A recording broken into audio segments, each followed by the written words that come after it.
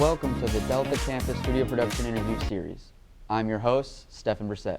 We have a wonderful and special guest today, our first veteran of the day, and our very own Delta's The Band of Veterans Club, Miss Krystal Sanders. Thanks for being with us today. Thank you. Absolutely. Please share to Delta your story of military service life and how the transition to civilian affected you. Yeah. Right out of high school, I enlisted in the Air Force.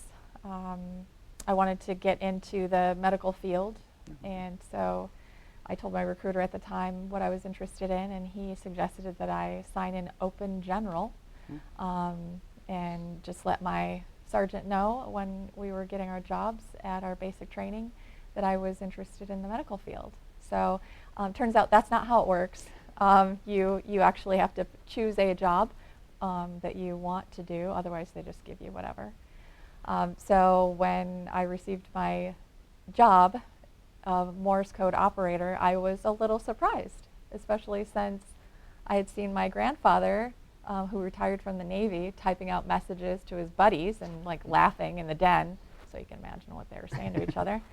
So I was truly unaware that this was something that we were still using. But I did well at it. I earned a certificate for top in my class.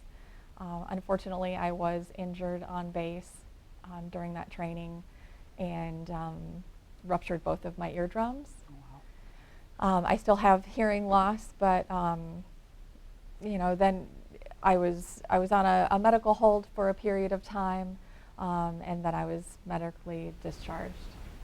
After that, there was no direction. It was kind of like, okay, goodbye now. So I started working in retail management. I worked for some high-end retailers, Victoria's Secret, Coach, traveled all over the U.S., lived in California, Las Vegas, Florida. Enjoyed that, and then had some opportunities to travel abroad. I lived in Sweden for a couple of years. Jag kan prata lite svenska. And traveled to Australia, and recently was in Scotland. I've been to London. So I would say, as far as the transition from military to civilian, I didn't feel like I got a manual.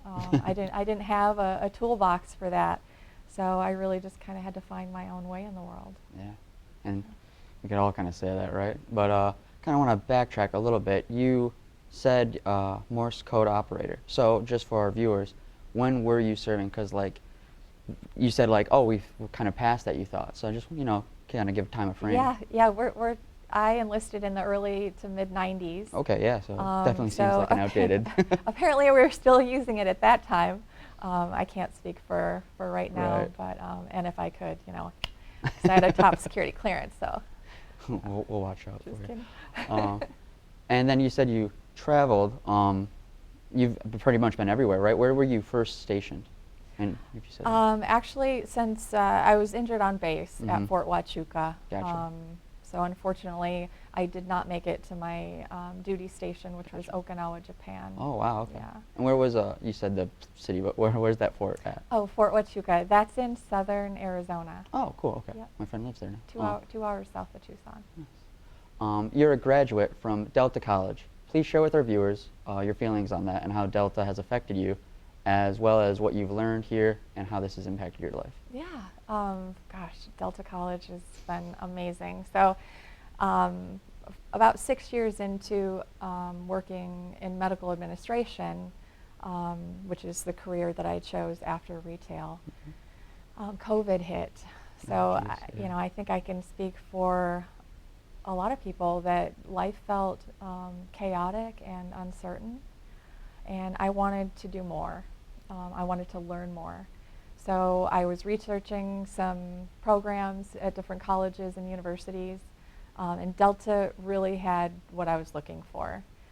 And the thought of going back to a large university absolutely terrified me. I wasn't young anymore. I didn't have that, fresh out of high school mindset where I was just really focused on studying. I was pretty nervous. But I qualified for the VR&E program, Okay. which Delta College, the Veterans Office, is very familiar with. They helped me with all of my documents and paperwork, and just took care of all of the, all of the behind-the-scenes work that needed to be done to make sure my classes were paid for, my books were paid for, and things like that. Awesome. So all I had to do was focus on the studies. I graduated in April of 24. I actually finished classes in December of 23. And I thought, okay, I'm done. But then I was asked to be a student commencement speaker. Ooh, okay. And, I hadn't intended on walking because, first of all, I'm old. Right. So I was really surprised and honored. And the speech coaches here at Delta College really helped me over that hurdle of anxiety and allowed me to practice in front of a variety of classes here. I just come in, hi, and practice my speech. And even though I was so terrified on graduation day, like I felt my chair shaking, I got through it, and I'm just, I can't say enough good things about Delta College. The programs are incredible, and the staff has been amazing. That's awesome. It sounds like, through your time here, it's been, I don't know, been like an easy trek, like you said, like I'm myself 29, I'm a little kind of scared being in some of these classes, but Delta has been a safe space to kind of like hold your hand and just like reassure that everything, we can all do this together, kind of like we've said. Absolutely. You're a coordinator at the Bay Veterans Foundation in Bay City. Please share with our viewers and experiences what you do there. Yeah. I am the Women Veteran Outreach Coordinator for Bay Veterans Foundation. I've been told there are over 1,700 women veterans in our Tri-City area. And I'd like to meet as many of those ladies as I can. The Bay Veterans Foundation is a facility that it's a nonprofit, and it creates a community where veterans can come and learn woodworking skill. We do a variety of classes. We have a welding shop. We have a guitar program, Guitars for Vets. Band of Veterans has just launched. And you do 10 classes, with guitar lessons, and then we have guitars on hand. You get your own guitar, so that you can practice. And we have one individual whose mom is in a nursing home, and that is the highlight of her and her little nursing home friends. Aww. When he comes in, and he says he's not very good, but he comes in and strums a little bit for her, and he has a small audience, Awesome. and how wonderful that is. And so to create a community for veterans and a place for them to come and learn skill and create camaraderie and share those experiences has been really amazing. That's awesome. I know here today too we have some of our own musicians and fans, and our own director Billy Dalton, big fan, big star back in the day. Just learned that last class, kind of blew my mind. But that's also cool because it's almost like you said, he might not think he's good or something, but it's the small things, it's just kind of the thought behind it, like coming to see those people, coming to bring, because some of those people don't even get out, it's just bringing some new life into the room, some, I don't know, happiness, Yep, absolutely. Yeah. Well, any final thoughts you have today?